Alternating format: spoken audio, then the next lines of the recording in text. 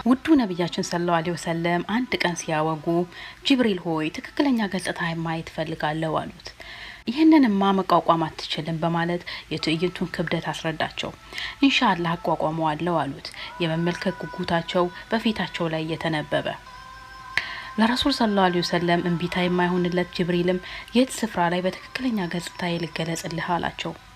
በቀያቸው ያሉ ስፍራዎችን በመናባቸው ከሳሉ በኋላ በጣ የተባለ ስፍራ ላይ ያሉት የሰውነቱን ግዝፈት ጠንቅቆ የሚያውቀው መልአክም ይህማ አይበቃኝም አላቸው። እሺ አረፋ ተራራ ላይ ተገለጽልኝ አሉት። ጉጉት እየታየባቸው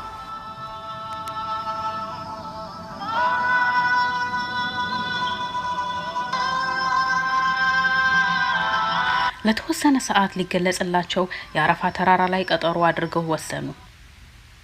ለተወሰነው ቀጠሮ ውዱ ነብያችን አስፈሪውን ትዕይንት ከአድማሱ ላይ ሊመለከቱ ጉዞ ወደ ተራራው አቀኑ።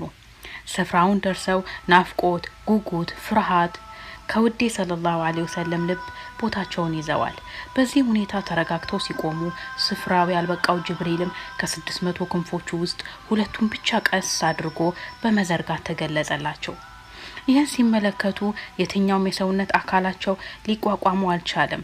ናፍቆቱም ጉጉቱም ፍራቻውም ከልባቸው ተኖ በዚያ በረሃ ላይ ሀቢቢ ራሳቸውን ስተው ወደቁ ሰለላሁ ዐለይሂ ወሰለም።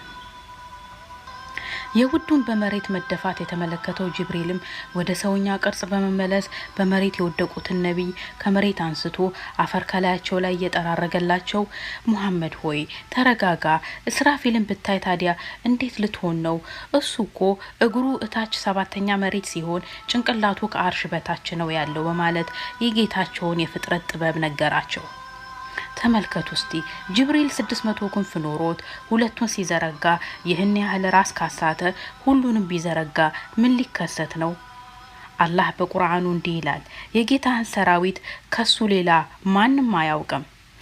ከግርምትም ሁሉ ግርምት ማለት ይህን የሚያክለው ጅብሪል የአላህን ድምጽ በሚሰማ ጊዜ ከአላህ ፍራቻ የተነሳ በብርዳማ ሌሊት እንደበሰበሰች ወፍ ተኮራምቶ ይንቀጠቀጣል።